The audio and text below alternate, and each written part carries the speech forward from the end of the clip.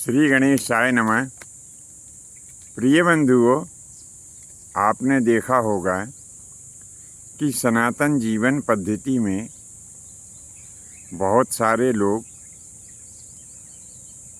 चोटी धारण करते हैं। अब ये चोटी क्यों धारण की जाती है, इसके धारण करने से कौन कौन से फ़ायदे होते हैं, इसकी मोटाई कितनी होती है, चोटी कितनी लंबी होना चाहिए और चोटी को किस समय खुला रखना चाहिए, कब हमारी चोटी बंधी हुई होना चाहिए और सबसे ख़ास बात यह है कि चोटी किस स्थान पर धारण करना चाहिए। अब इन सब बातों को सुनते हुए आपके मन में एक सवाल और उठ रहा होगा कि कुछ लोगों के सिर में बाल नहीं होते हैं, तो वे किस प्रकार से ये जो चोटी होती है उसकी पूर्ति कर सकें। आज हम इन्हीं सब विषयों के ऊपर चर्चा करेंगे। बंधुओं, सनातन जीवन पद्धति में चोटी रखना बहुत ही ज़रूरी होता है। चोटी को कई नामों से जानते हैं।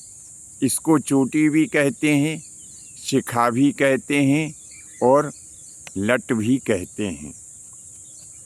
अब हम इसके फ़ायदे आपको बता रहे हैं कि चोटी धारण करने से सबसे बड़ी बात, मन में स्थिरता उत्पन्न होती है।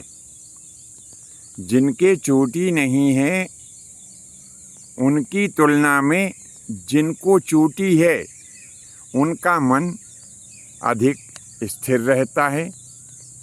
जब हम किसी कार्य के ऊपर अथवा पूजा पाठ में हम अपना ध्यान केंद्रित करते हैं तो उसमें हमें बड़ी सहायता मिलती है।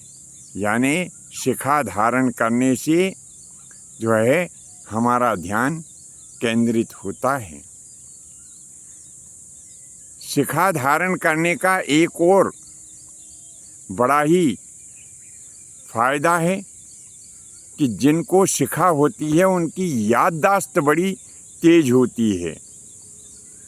शरीर का तापमान नियंत्रित होता है, क्योंकि जहाँ पर ये शिखा होती है उस स्थान पर नाड़ियों का एक गुच्छा होता है, जिसे शीतलता की बड़ी आवश्यकता होती है।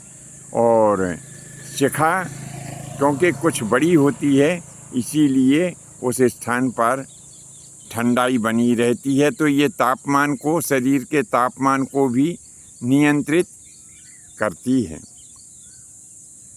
जिन बंधुओं के शिखा है उन लोगों में आत्मविश्वास कूट कूट कर भरा होता है और शिखा धारण करने वालों से नकारात्मक ऊर्जाएं बड़ी दूर रहती है।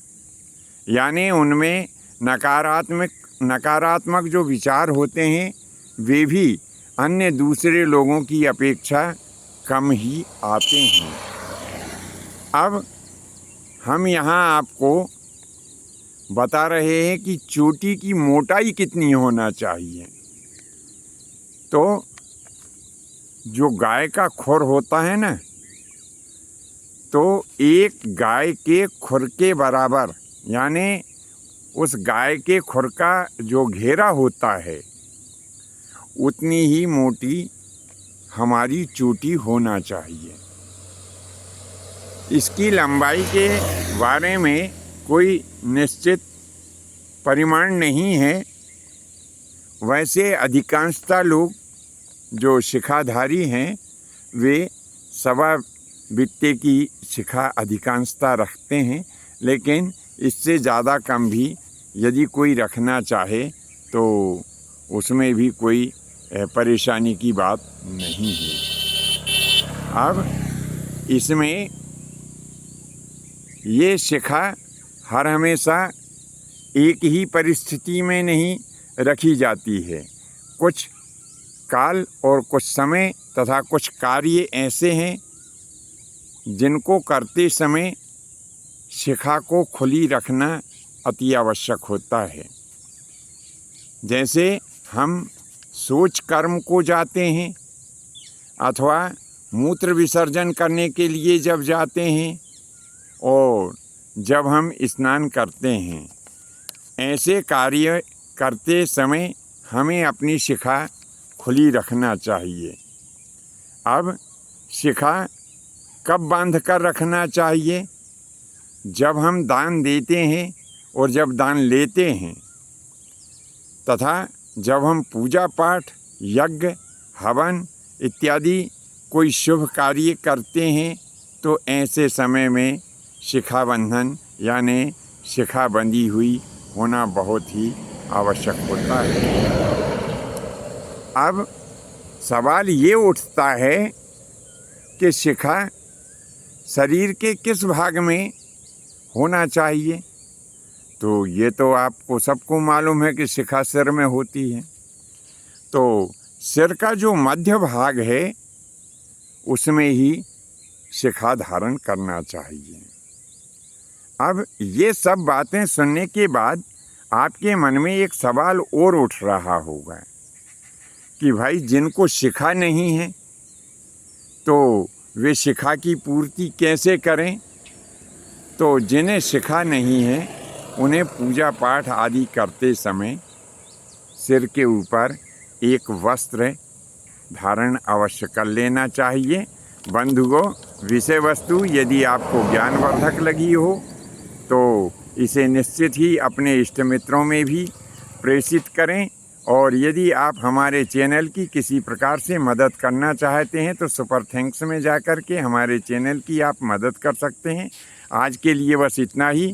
शेष अगले भाग में नए विषय के साथ उपस्थित होंगे। आज्ञा दीजिए। धन्यवाद। जय माता की, जय परशुराम जी की।